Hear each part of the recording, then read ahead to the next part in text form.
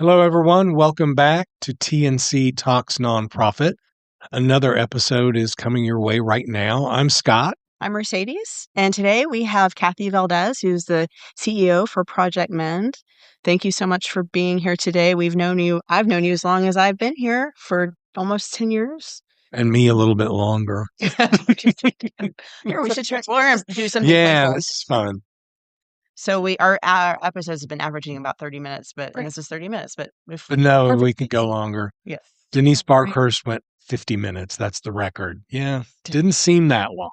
No, it's not. She went way back to childhood. It's like, wow.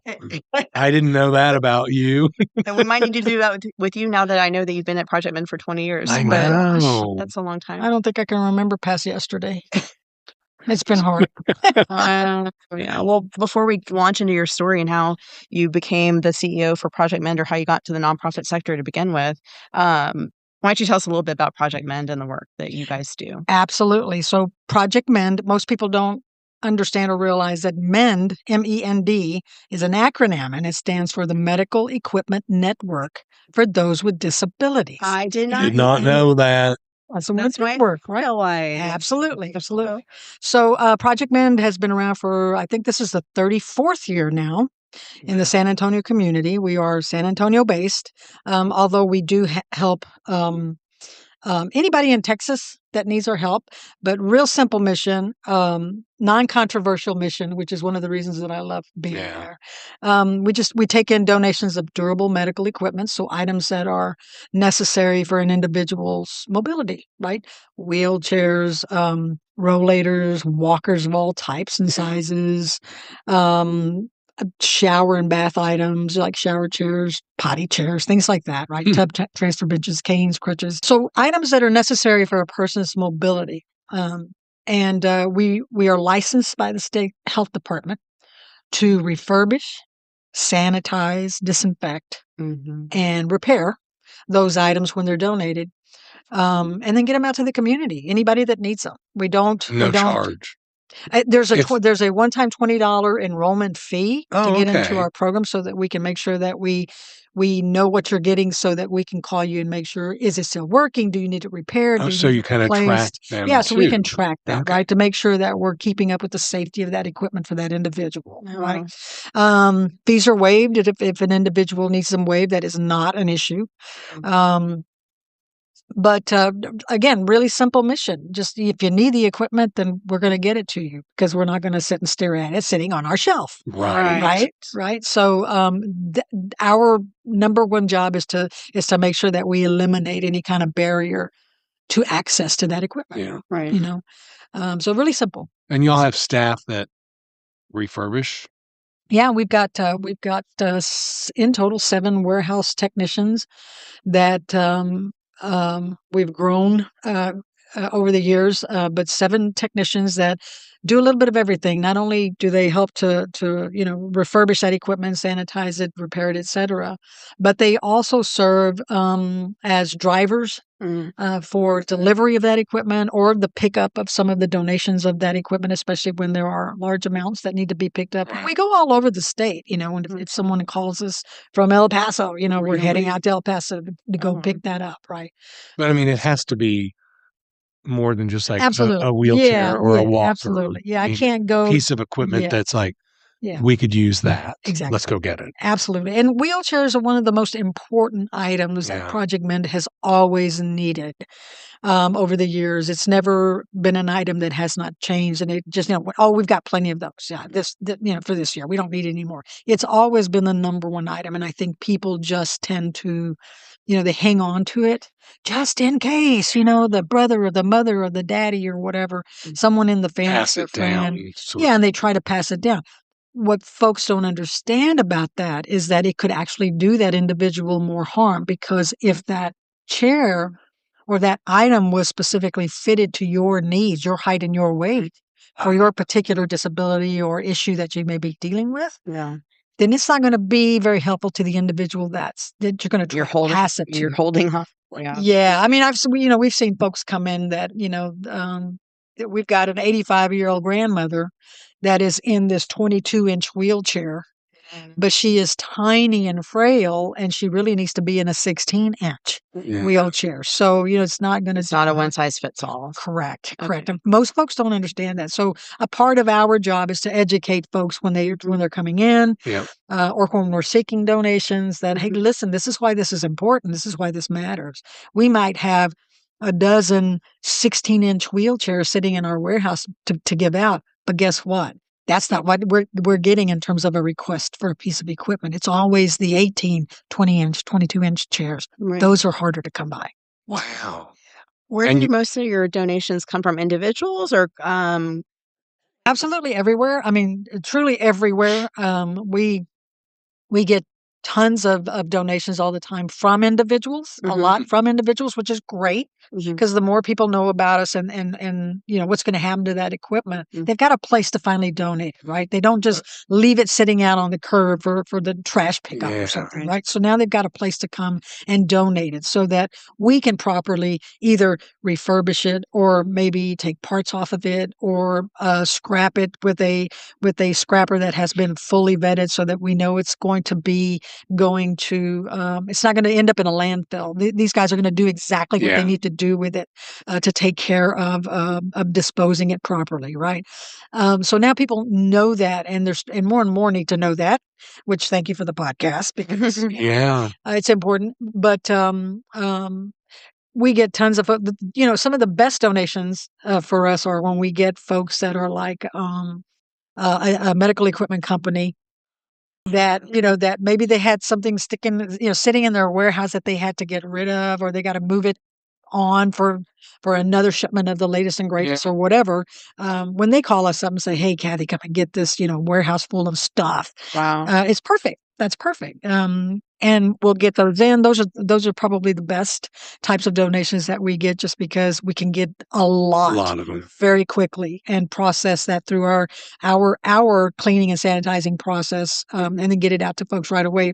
Most of whom will be probably waiting for some of those things, right? If we don't already have it. Right. So it comes from everywhere, though. Okay. So is there only one Project MEND office here in the state? Y'all are it. Yeah. So yes.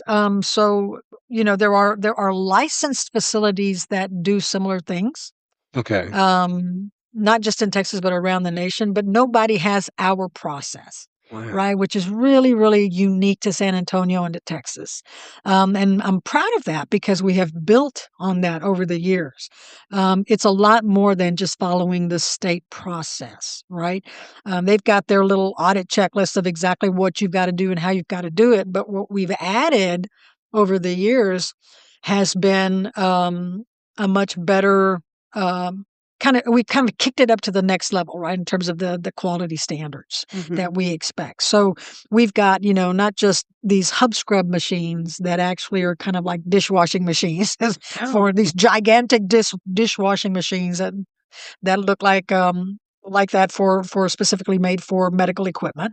They sanitize with steam and chemicals, and then they zap UV light, high intensity UV light on the equipment to make sure that it kills everything. Yeah. So it comes out, and then we, the process is starting with hand sanitation, and then we bring it into the hub scrub. It gets repaired, it gets zapped again and washed again, gets tagged with an inventory number so that it gets into our system and we know what's available right at any given moment. Then it gets put on the shelf, ready to go, usually right away, out to an individual waiting for it. But before it goes out to the individual, the final step, which really puts us into this, I think, a new category, right? For what we do is that we have a Xenex robot. So the robots are the robots that you see within the hospital systems, and they're going through and zapping with super high intensity UV light all the rooms to kill everything on the surface, right? Wow.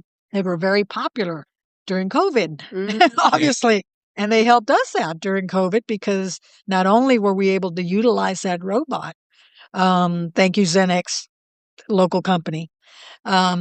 But not only were we able to utilize that robot for the equipment, which is the last process that an individual gets right before they receive the equipment, we zap that equipment with the robot. It's completely disinfected and it's safe to be used. Wow. And then they get it. But the robot is also able to be mobile so that you can take it into any room or any area, say the reception area, for example. For us, it was very common for us to as people started coming back, we were able to zap that reception area to ensure that people weren't picking anything up, right? Or not touching the surface of something that maybe you could have left them something right behind. So that's really important. And so we still do that today. So it's part of our program. So you have one robot? We've got one robot, yeah. And the nice thing is Xenex, this is just an example of how generous our community is, right? Xenex, That's the company that that's the builds company that actually, manufactures these robots. Xenex actually donated one of their robots to us during COVID, which was fabulous. And a pod, which is kind of looks like a photo booth. So the robot is attached to the photo booth. You can put in the equipment into the pod, you zip it up, and the inside of the pod is nothing but reflective material. So when the robot on the inside, the head pops up, and that's where the UV light bulbs are. It pops up and it starts zapping with this high light. When the light hits the reflective material, it bounces off and hits every nook and cranny of that medical equipment piece that's sitting in there. So it totally kills anything. We need to come see this robot. I know. Well, I was Absolutely. because y'all have a new great new facility. Yeah, it's a new Because facility. Austin Street was where the old warehouse was set up. I remember that. Yeah. So it's a great. Yeah, please come. We try to give people tours. Fun. I didn't know anything. I didn't either. And most people don't, which is why we always invite folks to come and tour. Let us show you the process, because some folks, I would say most folks probably think, oh, you're sanitizing equipment. You take a piece, you're wiping it down, and it's gone, right? Right. Well, it's much more intense. Involved. Yeah. Wow. So how did you get into this work to begin with? With zapping robots to zap germs on medical equipment? I'm working with a robot. Purely by accident. There's another one. Truly, yeah. Just call it divine intervention. I don't know. Just it's fate. Whatever you want to call it. I don't know. I believe things happen when they're supposed to happen and the way they're supposed to happen. Same thing with meeting people, right? Yep. You meet them in your life for a purpose, right? Right. But truly by accident. Years ago, I was here in I'd moved from Houston to here. I was doing workforce development work. I had gotten a call from here when the city pulled away from managing and administering the job training dollars that come to the city. They pulled it away and gave it to Alamo Workforce. Now I think they're called Workforce Alamo. So the gentleman that initially headed it up called me from Houston, because I knew him in Houston. Called me from Houston and said, Cathy, I need a monitoring and oversight department for these job training dollars. That's what you're doing in Houston. Are you interested? And I was in a time in my life where I was going to leave that to do something different. Didn't know what yet. And I thought, my God, this is a great opportunity. So my spouse is a paralegal, so she could get a job, practically anywhere, right? So I thought, okay, let's do this. So I came down. That's how I started moved to San Antonio. Fast forward a few years later, I'm doing consulting work.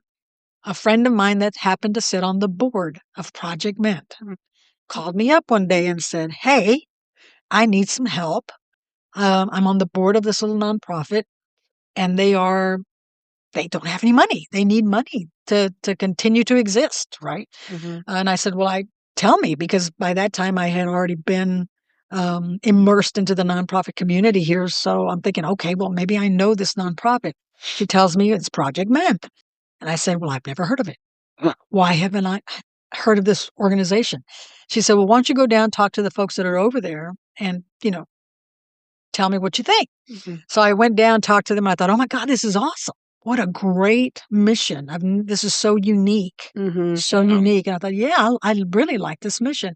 I said, you know what? I called her back and I said, yeah, absolutely. What do you need me to do? How can I help? Right. She said, And you were I need grant consulting. writing. Mhm. Okay. Yeah. So you've been consulting I in had the just started consulting for re- like a year, okay. for a year, doing a So lot of you grant left the writing. workforce Yeah, I job. ended up leaving. Okay. Right, I ended up leaving workforce. It was time to do something different. And I guess when you were doing the workforce development here, that's how you got connected to a lot of nonprofits Yes. here? Okay. Yes, exactly. Which was great. Because it was really a big part of my job in Houston, and loved getting to know the nonprofit community there. So you kind of knew what you were getting yourself into a little bit. Sort of. You could say that. But it was great. So came down, learned about Project MEND. I thought, oh my God, this is an awesome mission. I love it. Absolutely. How could you not give me money? Right? I mean, what a great mission. So I told her, sure. What do you need? She said, they really need some money coming in. Can you start writing some grants? I said, absolutely. Absolutely. Started writing grants for them, bringing in everything we wrote, right? Everything that Wow. went out was coming in, right? And these were the little ones that were coming in. At the same time, I started a Department of Labor grant. There was a 3-year demonstration grant that was out there for medical equipment reuse in the nation. They wanted to see how this was working, or was this working in the nation. And at that time, there were only 10 organizations across the U.S. That did this doing Wow. this work, Wow. which was amazing. And so we became kind of the founding partners, the 10 organizations that won the grant. We became like the founding partners of the what they call the Pass It On Center, which became the Technical Assistance Center for organizations like this around the nation. And it was administered through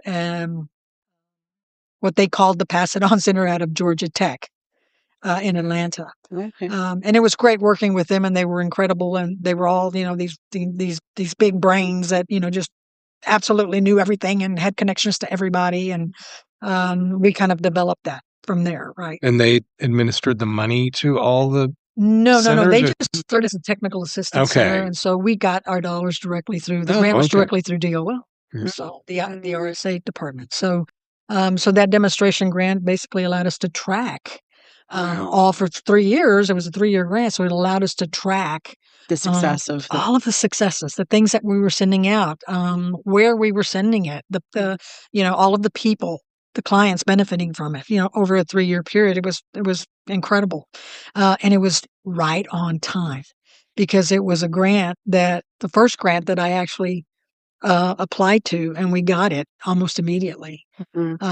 So it saved the organization Wow. right away, because it was in dire straits at the time. So I again, right time, right place. Yeah. But yeah, and it was hard to say no.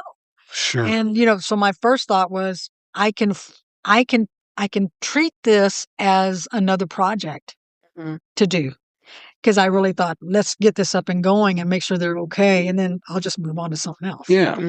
But I just got so entrenched in the mission, it was hard to leave, and every success was easy to build on. right. It's like it's just a train; you couldn't stop it. And so 20 years later, Here we are. still here. So, yeah, Went it's been through a great.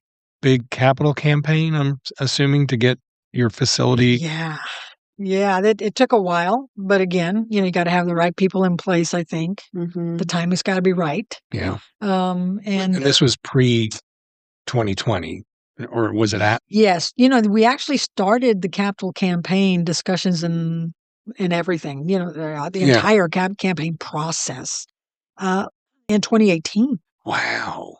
Just talking about it and convincing the board of directors that, yeah, we got to get out of here. We've outgrown this space. This is not, it's not a good experience for the clients anymore. For the customer, we can't do this anymore. Never mind the clients, even the employees. It's just not a good experience anymore. We've got to get out of here. It's we've now become this the product of our own success, right? I mean, you've got to keep moving. So we had the right board in place. Conversation started. Fast forward to 2021, 22, 21. We ended up getting into the new building. Just made sure that we went through that entire process with a consultant and took us through and got us into that new building finally. But it was a long time coming. Did you build it from scratch, or did you We did. Okay, that's nice. We did. The neat thing was Mhm. we did not have to buy the land. Oh, We were gifted 3.5 acres where we are, so we still have room for expansion, okay. and we're there, right? So we didn't have to do that. All even it was all timing again.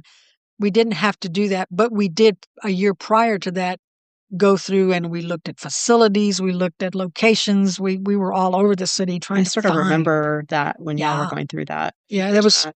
for a year. We looked, the board and I looked, Yeah. searching, and there was always something that was some major component that was absolutely necessary for the facility or the space, was always missing. Yeah. Mhm. Was always missing.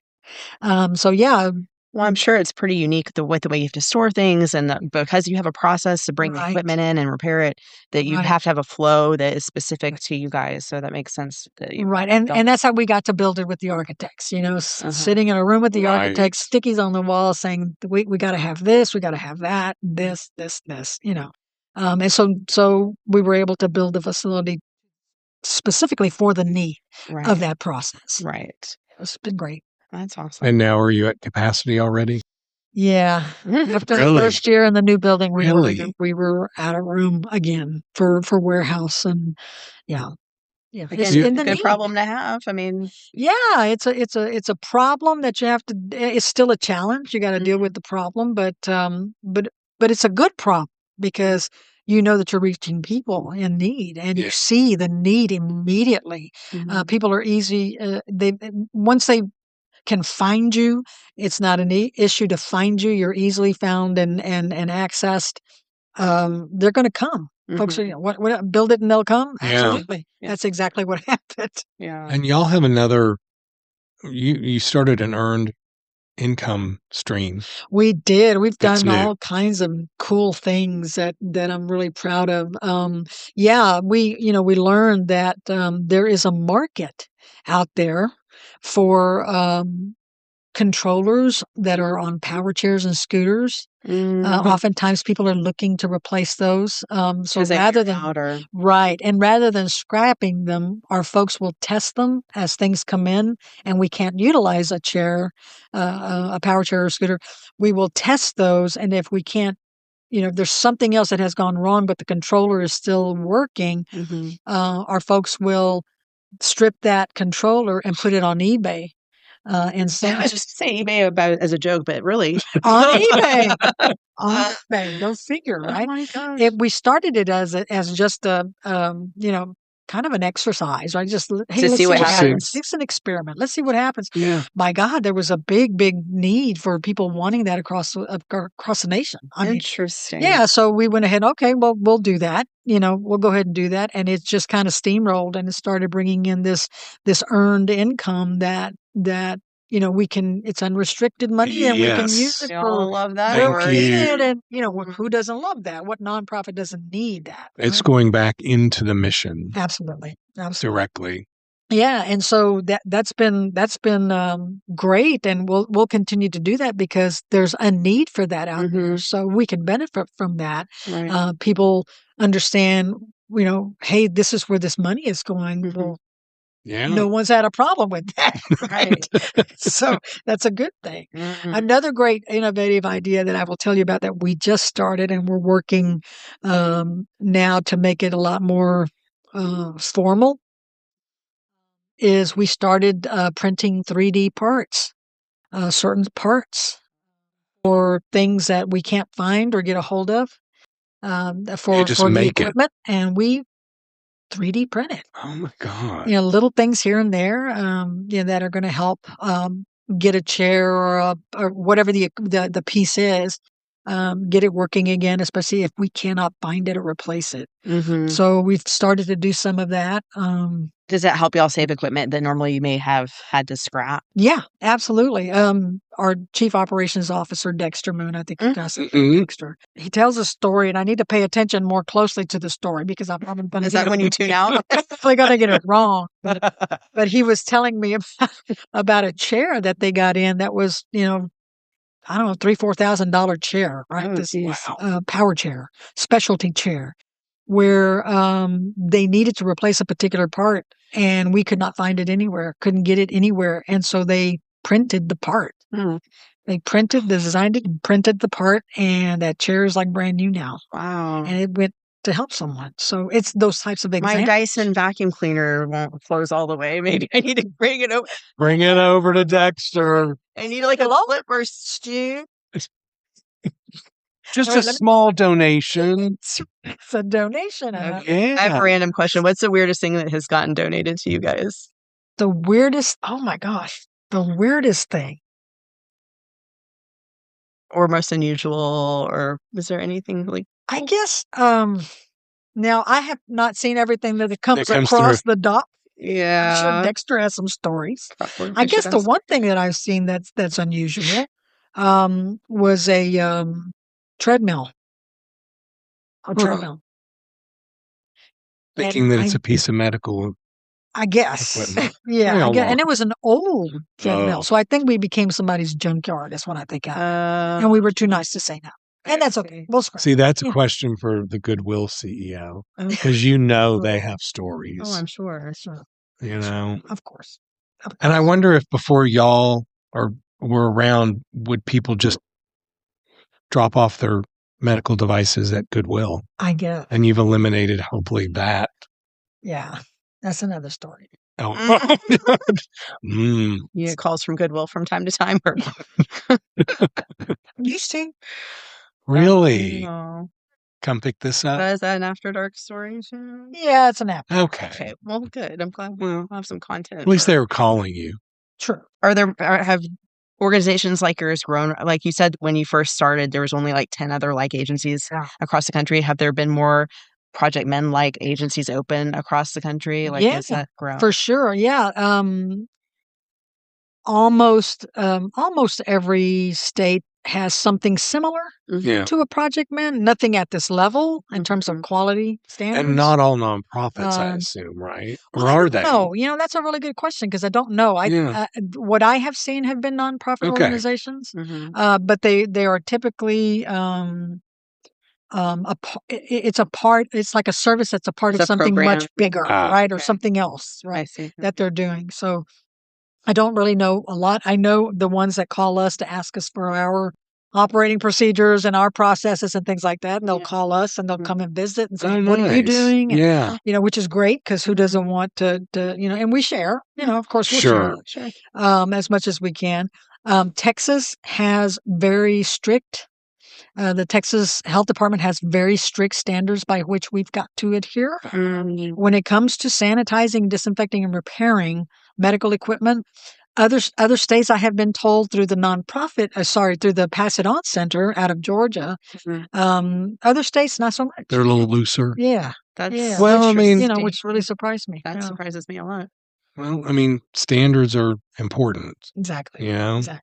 Especially when someone's using that in their if you pass on a piece of equipment, you need to make sure that it's properly sanitized and disinfected because oftentimes people don't, and they don't realize that they can pass on, MRSA, SARS, COVID, the flu, and who knows what else. Yeah. So, yeah. Well, now we definitely need to schedule a visit. Yes, we do. I want to see the robot. I know. And the big dishwasher. Yeah, everybody should come and see the robot. It's a cool robot. I think his name is Thomas because Xenex names all of their robots. Oh, cool. Okay. Well, look, thank you very much. This has been landed right in 30 minutes. There should be a little bell and light that goes off. But not that we're limiting you, but thank you. Thank you for being a member of the council and visiting with us. And sounds like we have some follow-up podcasts for a later date. We do. We're lining up those too. Thank y'all for joining us. Next time on TNC Talks Nonprofit, we will be interviewing another member of the Nonprofit Council, and we hope to see you then.